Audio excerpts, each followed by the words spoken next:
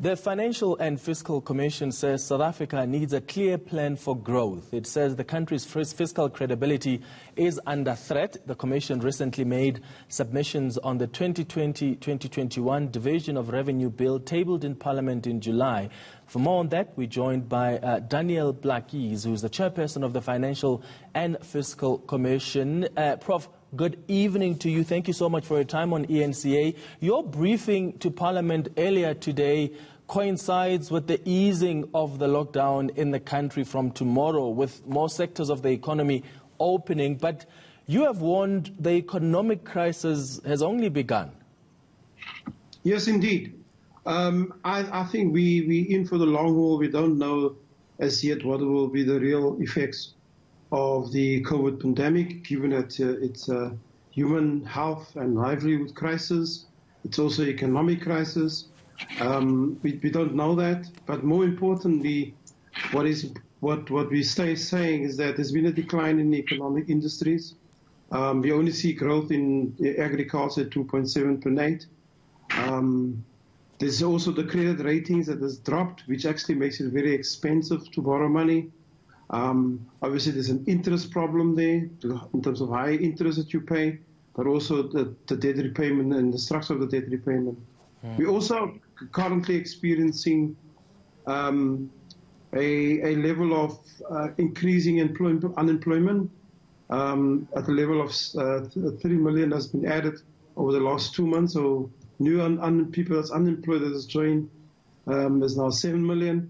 And then if you compound all of that with the levels of fraud and corruption, and just greed that we find in many of the institutions. Yeah, and we'll talk more about that corruption and the greed in a short while. What does the Commission make of the country's fiscal response to COVID-19? When you look at the 500 billion rand stimulus package, if you will, to cushion the economic blow, and the distribution of the 350 rand unemployment grant, the 200 billion rand government guaranteed scheme, among others, and also the demand that is out there, is government's fiscal response, when you look at those factors, effective enough in addressing the socio-economic challenges? Well, what we, in terms of a current study that we have made, is that we're looking at whether, given government's growing social and economic service delivery obligations, we need to find ways to ensure sustainable financing.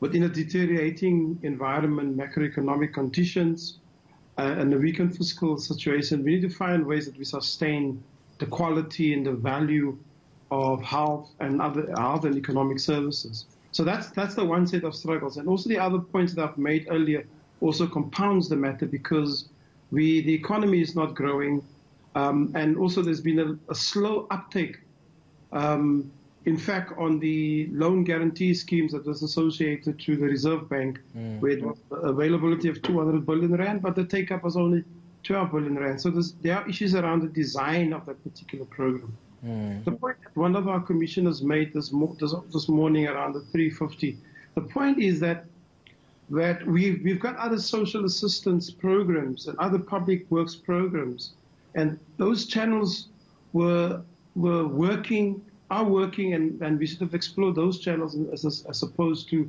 adding another a grant to the system, which has been much faster and quicker to people. The long and the short of it is that we are at the point where we need to find innovations. We need to look at localized product value chains, that we need to start saying, because the global value chains has been disrupted, what are the innovations that we can do internally? It's got to do with the health sector, where it's got to do with any of the macroeconomic sectors. We need to start investing in our own manufacturing, and find ways to see where the innovations are. I think we're quite an innovative society, we're quite a resilient society, but we're also in a typical situation where things will just not work out over a long period. And you're speaking about the stimulus package.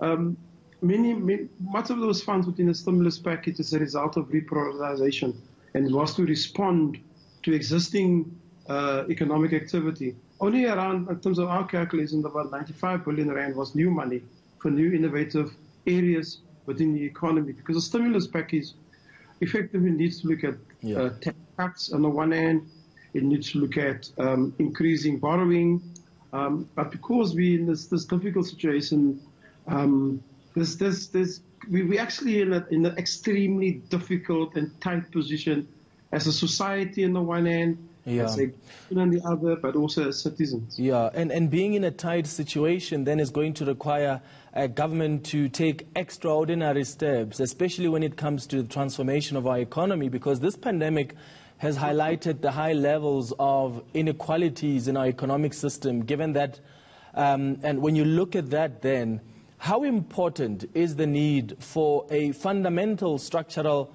transformation of this economy? Very fundamental, because we need to restructure the whole of the economy. We need to look at building new economies, new innovations. We already seen that some of the jobs that people, some of the small businesses and medium businesses that is closing down, some of the jobs is going to disappear. So it requires us to be quite innovative. It requires us to do a total restructuring of our economies. And part of that is to increase the skills base, to look at new innovative ways of what type of skill sets does our economy need. Yeah. We need to look at the restructuring of the state, which is part of it, because remember the public sector is also a contributor to the economy. Public sector wage and the consumption levels there. So we have to. Remember, the president says it's almost like dealing with a war. Yeah. It's now time for us to do a total restructuring for the economy. Otherwise, we're going to have an increasing level of. We already have high levels of inequality. We have mass unemployment, and poverty is going to become hardened. And there are things, Prof, that are setting us back as we wage this war. Corruption is another issue. We have seen how the procurement of PPE has been hijacked. That's surely a serious, significant setback. Indeed. It suggests also that corruptive activities can even happen during crisis moments where a whole of the nation is focused on how to get out of a human and health crisis and economic crisis. Corruption can happen. But it also shows that there's a need to look at the moral fiber of society. And I'm not talking here about moral regeneration, because we can't regenerate the values of apartheid, the values of how we were discriminated, with black, Indian, and colored people were discriminated against, and now we're rebuilding a new society. So we need to look at that.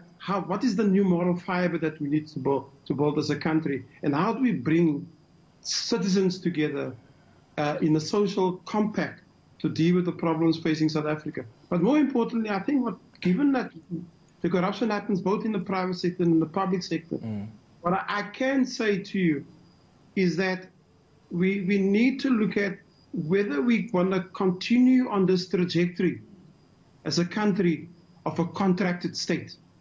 Remember, many of our services rather, gets contracted out, outsourced, procurement happens, private sector people play a role in it, including the civil servants. It raises questions of integrity in the system. It raises questions whether the rules are efficient, allow for efficiencies, or whether the rules allows great incentives for corrupt behavior. So there's also the need to then really look at what's the capability of the public service that we want. And the sector that we want. And what's the capability of those that are also leading those sectors as well. Prof, thank you so much for your time on ENCA this evening. Danielle Plakis is the chairperson of the Financial and Fiscal Commission.